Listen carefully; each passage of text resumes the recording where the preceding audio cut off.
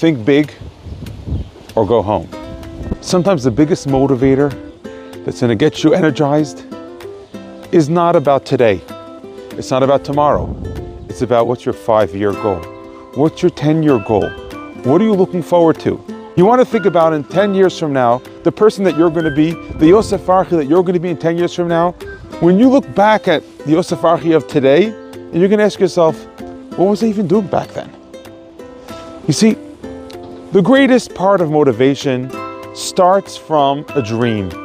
It starts from a futuristic vision. It starts from a 5-year goal. It starts from long-term thinking. When Harry Potter author J.K. Rowling, when she started her books, she didn't just write one book, a little booklet about a wizard. She thought about 8 books, 8 volumes to write about the magic of Harry Potter.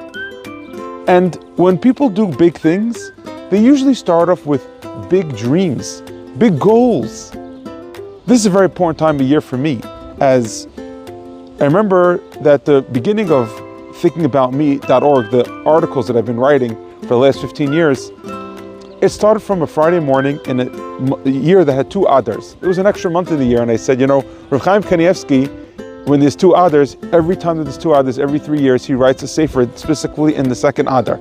And I said to myself, imagine if I could do something that's going to maximize my time, thinking about what am I doing with my extra time. And Fridays usually was a good time for me to sit down after I dropped off my kids in their kindergarten back then. And I sat down on the couch and I said, if I could write now, learning during that time in my life when I was learning about life coaching, if I could write maybe 30, 40 topics that I might want to expound about, self-help concepts of the Goyim, psychology, that we could take from those ideas, that we could take from those ideas that we find them the sources in the Torah, the real truth in the Torah, then that would be a great accomplishment for me. And for all these years since then, every single Shabbat, I'm able to put out, Baruch Hashem, an article on finding something that's true in the Torah, something that the Goyim teach in psychology or coaching. We find that is a source and a deeper truth in the Torah. And at the time when I started, I didn't ever believe that I'd be able to be successful. But for some reason, by sitting down on the couch back then, I was able to come up with so many ideas that I was going to write on. And that was where we are today. All the ideas that you hear of my videos, of my writings, are all a result of that one time of me sitting on my couch and having futuristic planning.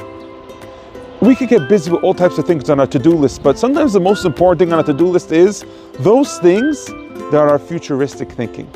Those things that are going to be a habit that we're going to get ourselves into. That yes, every single week, 10 hours a week, I'm going to be taking out my time to write an article. And Baruch Hashem, there's over 20,000 readers a week worldwide. Many people take my Parsha sheets and tell me how these Parsha sheets were able to change their lives, these ideas, and where to come from sitting down on the couch and having futuristic thinking. This is a special time of year for me because this was the birth of Thinking About Me. And I want to ask you, what are those things that you believe, something that you could tap into yourself that you're good at, something that you could make a difference in the world, something that's important to you, that you could maybe take that idea and say, something great that I want to accomplish. If you just decide one big thing, then all of your schedule will be magnetized towards that place. One time I was in a place where a rabbi told me that your father, Rabbi Farhi, Rabbi Isaac Farhi from Hathaway, said to him once that a rabbi, when he's asked to speak, if he doesn't have anything to say, either he doesn't want to speak or it's because he's not a rabbi. There's no such thing as a rabbi who doesn't have what to say. And somebody told me that's what my father said to him, and he says, so the Farhis usually have to have always something prepared to say. Being that I've been writing so long, I always have content.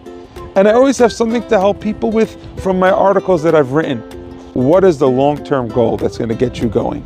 That's going to give you something to get up for, something to strive for. I know that my father-in-law, when he was an orphan back, his mother used to tell him and his family, that you guys don't need anything from anybody.